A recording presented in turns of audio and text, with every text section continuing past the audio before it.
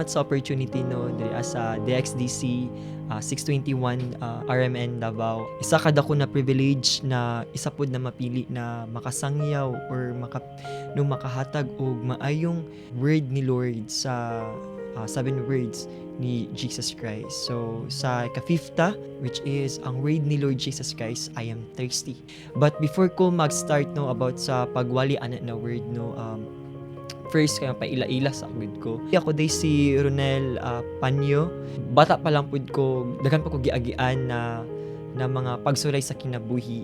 Then unexpectedly bata pud ko no na naka-encounter kang Lord. Then going sa ka-fifth word no, basahon ako ni ang verse sa Book of John, verse 28 to 30. In verse 28, after this, when Jesus knew that everything was now finished, the scripture might be fulfilled, and he said, I am thirsty.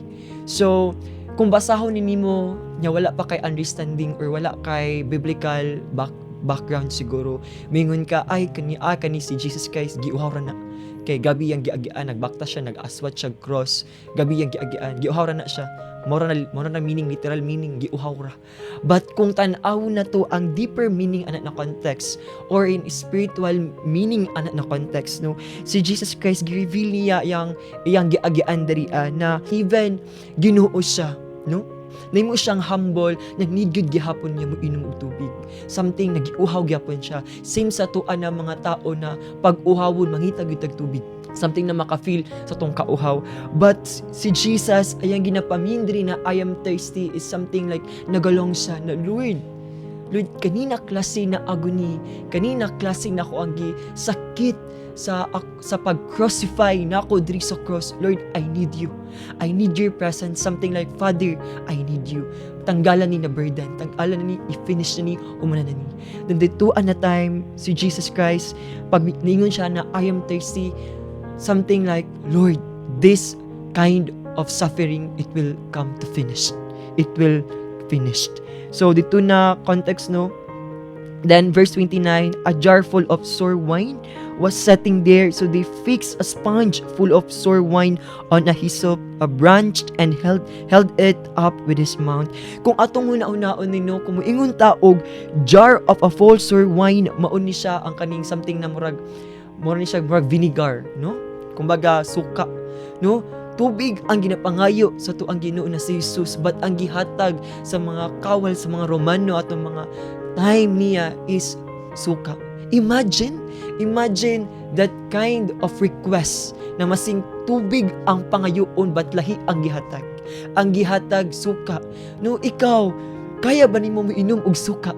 No? O siguro maglain imong tiyan or magsuka-suka ka. It's because, no, ang suka, kung ato siyang lasahon, tilawon, imong nahong di jud na ma-drawing jud. Kay grabe ka aslum. But si Jesus, dili tubig iyahang na-receive. Vinegar, suka, but iyaga pong gitik. No?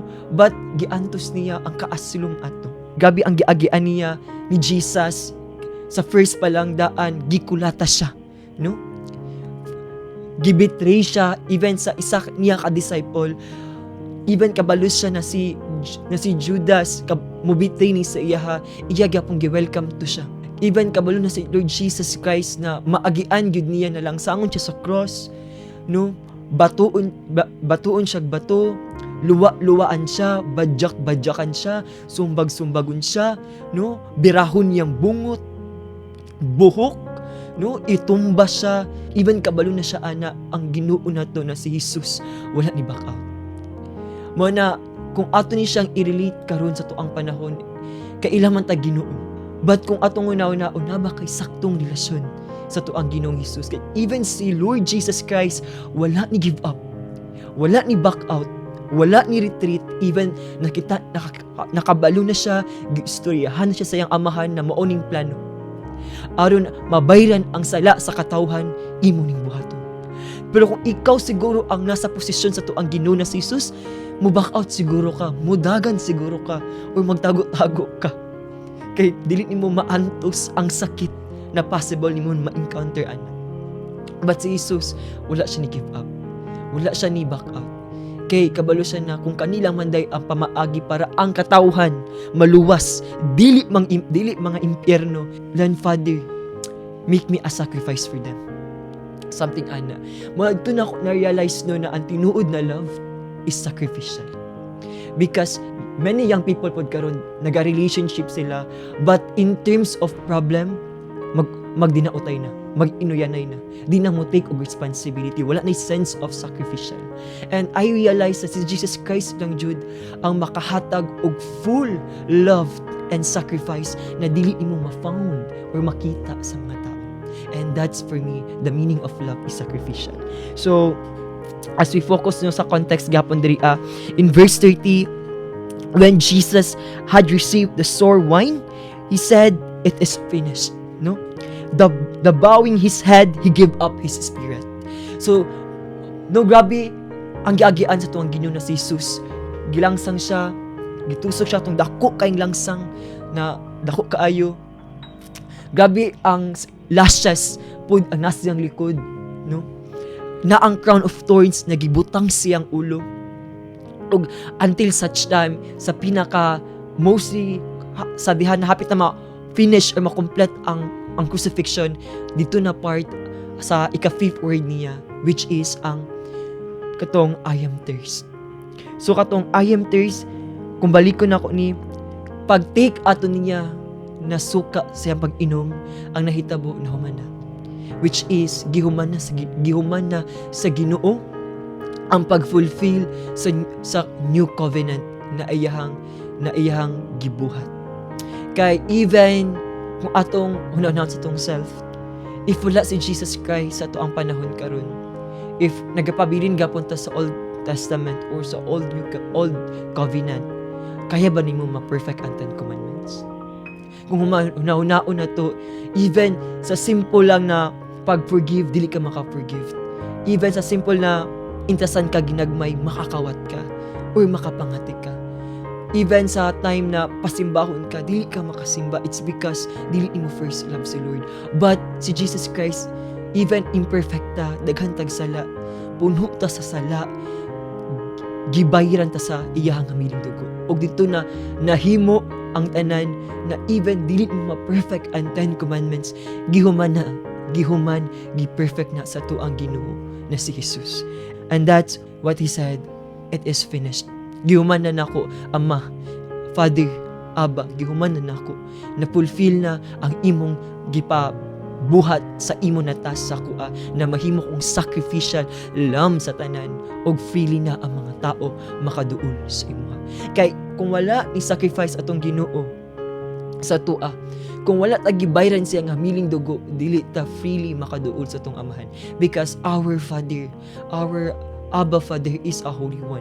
Dili ka makasulod siyang presensya, mamatay gyud ta siyang presensya. Muna need gyud nato ang Ginoong Hesus. Kay even sa Old Testament, dili sila makasulod sa temple kung dili sila clean, dili sila balaan, mamatay sila sa presence sa Lord. But in New Covenant, in New Testament, pinaagi sa pag-sacrifice ni Lord, kung ato siyang i-receive as our personal Savior in Lord, o ato siyang i-recognize as our God at the same time, the Lord, our Father, our Abba Father, will also embrace His love from us. Wala na boundary. Because as you receive Lord Jesus Christ, no, clear ang iyang giingon sa word in the book of John, that if you receive Lord Jesus Christ, He will also consider you as His child, as His precious son or daughter. Mana mga tao karon, buhat nila ang tanan para mahimo silang balaan, mahimo silang righteous, but walay maka-perfect ana. Only Jesus Christ. Mana dili nimo need magbuutan para malangit ka. Dili nimo kailangan buhaton nimo, ay kaniya akong buhaton, kailangan ko ni i-perfect at 10 commandments, balag wala ko relationship kan Jesus Christ, basta mabuhat na nako ni malangit nako. No. You need Jesus Christ, because clear in the scripture in the book of John that He is the way, the life, and the truth, and no one comes to the Father except through Him. And you need Lord Jesus Christ in your heart, not just only in occasion, moments in mong life na ay need lang nako ang Ginoo kay nako giagian, need nako si Jesus Christ kay siya mong luwas, nako nakasala ko, kailangan ko mo confess, kailangan ako siya dawaton balik, then mubalik na pagkas ng papakasala. No, when you accept Lord Jesus Christ, it means you lived on what His life kaniadto pod in the Bible. Kung unsa ginabuhat ni Lord Jesus Christ, He is the good example. He is our perfect example na mo pud tong buhaton. Kay even sa Apostle Paul, ana siya imitate him, no, as he imitate Christ. So the same, all of us human here in this planet Earth, we need also, no, to be like Christ, to have a Christ likeness. No, sama ba na even away ta sa mga tao, imo mubalos pud ba ka? Kung gilabayan kag bato sa tao, labayan pud ba nimo sila bato? No. Kung gilabayan kag bato, labayag pan. Or ayo na lagbalsig yun. Because Lord Jesus Christ, gipamalikasan siguro siya, ginabadmouth siya sa time na nag-aspat siya cross. Even mga tao na nibitray sa iya, wala siya ni balos. Wala siya nagtanom og hatred. Then ikaw kung naa kay kaaway or something na dili ka gananin na person, siguro magdumot siguro ka. But the Lord Jesus Christ encourages us na mahimo kang sama niya na dili gud mo balos. Og mao to, no? Mao na ang background sa to ang Ginoo na si Jesus, that as He is our personal Savior, as a greatest sacrifice na gihatag sa tong Amahan, at the same time He is also the bridge. The bridge, kay kung walay bridge, no? Imagine a cliff. Naka sa pikas cliff versus naka sa isa ka cliff, then sa imuhang sa tungaan na bangin, makatabok baka kung walay bridge? Makatabok baka kung walay tulay? No. You need a bridge, and there's nothing else bridge para makatabok ka ug makauban ng Amahan diha sa langit kundi ato ang Ginoong Hesus lamang. Mana you need to accept our Lord Jesus Christ. No, tanggala sa imong kagalingon na religion lang na or something na ay sekta religion. No, there's no religion can save us. No, but only our relationship to our Lord Jesus Christ. Muna ni ana atong Ginoo na it's already finished. Kay kasabot ang Ginoo na gibayran na kaniya, gilukat na kaniya, gihuman na niya ang tanan. Even sa tong generation, nahuman na mag 2,000 years past, nahuman na to, crucified na si Jesus Christ. Even sa to ang current situation sa to ang life karon, siguro nakay ginaagian ng mga problema or nakay mga depression or mga stress na giagian sa mong life. Remember that the word gihuman na sa Ginoo, kana nimong gipang agian, gihuman na niya. Ang kadaugan naa kaniya. Ang kadaugan dili na nimo makayag daog kung ikaw lang, need nimo ang Ginoo. Manaan ang Ginoo na kung mosalig ka sa iya, siya'y mo fight sa mong battle, siya'y mo human, siya'y mo tiwas, siya'y mo finished ana. Same sa iyang paghuman, sa iyang mission sa crucifixion diha sa cross, sa diha yang gihuman, ang paglukat, pagluwas, paghatag og peace, it is already finished. Gihatag na tanan ni Lord sa imo. The only thing that you need to do right now is to accept Him fully diha as sa mga life. No? As another reference background pod, when we say I thirst, it reminds also the incredible physical pain and suffering from our Lord Jesus Christ. No? Siya ang nigdawat sa mga sakit, sa mga pagbiay-biay, sa tanan ng mga kasakit, pain, suffering, depression, and everything na ginagian sa tao, tanan mga sala, tanan iyan ang giangkon. Mahuman lang ug mabayran lang ka. So as we see, there is a beautiful spiritual significance behind this praise, but Jesus was not pretending to be thirsty to illustrate this truth. He really was desperate, thirsty. He suffered as a real man. This was part of Him being truly human, experiencing the pain and suffering of a fallen world. On the cross, He bears the suffering acutely, experiencing the full effect of what we have caused by our sins as bear on the cross. Imagine, dili makaya sa isa ka tao ang magpalangsang. Dili kaya sa tao na mumukbang og suka. But ato ang Ginoong Hesus, iyahan nang giantos para ka na to ug iya nang gihuman.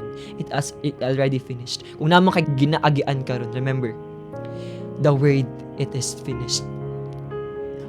Siguro focus ka sa imong problema, but don't dwell on that. Look to the bigger picture that the Lord already say it is finished. Humanon ni Lord ang purpose na iyang gitanong sa imuhang life as long you are willing to serve Him. As long you are willing to commit your life to Him, He will finish every details in your life. Even the script of your story, He will finish it, writing on it. Yan ang humanon. The Lord Jesus Christ will write a very good ending on your life's story. Mana, He will finish it. He will finish it beautifully. Mana, karon, una ka ginagian, finish strong. Finish strong yun. Ayog sugot na sa imong ginaagian, magdwell ka dira. Tanang mga problema tumuagi lang na. It will not dwell permanently. Just focus to the bigger picture that the Lord will finish what He started in you. And that's all. And once again, thank you for the opportunity. Thank you, DXDC, RMN Davao, and happy Holy Week. At the same time, God bless and shalom everyone.